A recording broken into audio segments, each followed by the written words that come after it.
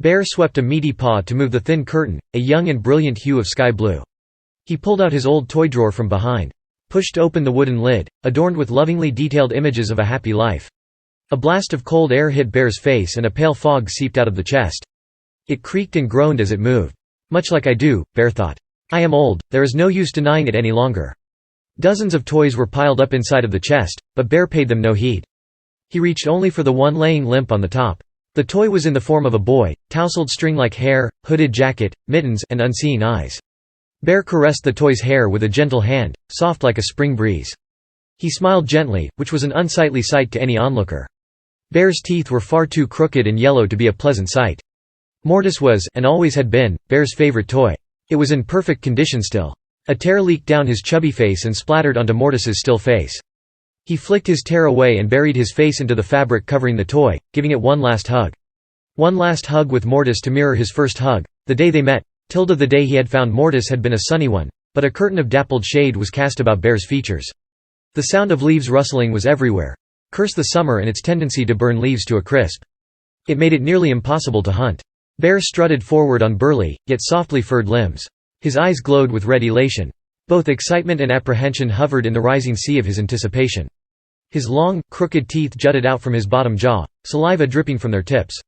Bear had always hated his teeth with a passion. He had the most severe underbite of his family in all their generations past. It was a subject seldom neglected at family gatherings and dinners, and it was a subject that seldom failed to embarrass him. He scanned the short little trees for some sign of life, any sign. He touched the bark of a tree with one gentle claw. There was a small scuff mark, barely noticeable. A scrap of bark that was missing and sap oozed from the tree's wound. It had been made an hour ago, at most. The ferns, brush, and mud were flattened on the trail leading north, but Bear's eyes narrowed at the sight of it. He leaned over on all fours and sniffed the ground, examining it closely. The tracks on the ground were several weeks old, yet the scuff mark on the tree was fresh. Bear rose up onto his thick legs, peering into the trees. He could see more marks on the higher limbs of the trees, pursuing a course east instead. He growled, taking bounding leaps east to catch up to his prey. He was on the trail for a full hour, stopping every few minutes to stand and track his prey's marks in the trees. Half an hour in, he found a scrap of fabric jutting out on a thin branch. 45 minutes in and he found crumbs on a niche in an oak tree.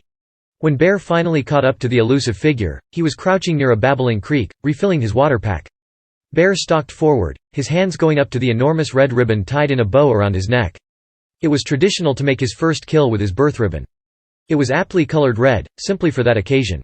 Easy does it now, Bear thought fiercely. Don't want to scare him off. He stalked forward, paws miraculously silent against the scattered crisp leaves. He raised the ribbon in his paws, careful not to rip it, and with a sudden jolt, leapt to place it around the boy's neck. The boy's fingers slipped under the ribbon in a desperate attempt to keep his oxygen, but Bear's strength was greater. He could see the child's fingertips going white, then purple. His face turned red and splotchy and he gasped for breath. His pulse beat annoyingly, no, defiantly, against the red, twisting fabric. But it soon dimmed, as did the light in the boy's eyes. Bear gasped. Then, slowly, carefully, he lowered the boy to the ground. Then he jumped up, his feet stomping about and crunching all the leaves beneath him. He cheered, I have done it. I have killed. He reached down and cradled the boy's body in his arms. Such a perfect kill. His face remained unscathed, and no blood tainted the body. The only signs of the struggle were the uneven color of the boy's face and a thick line around his neck. Of course, I cannot keep calling you, boy. I shall find you a name. Bear grunted in pleasure, tying the red ribbon back around his own neck, albeit much looser than when he had held it against the boy's.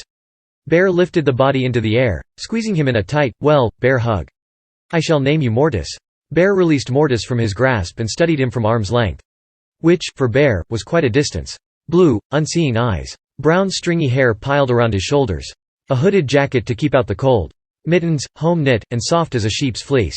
Unkempt nails, dirt-lined pack. Shoes still damp from wading in the stream to get fresh water. He traced every feature, knowing that one day he would be able to picture them clear as day in his mind.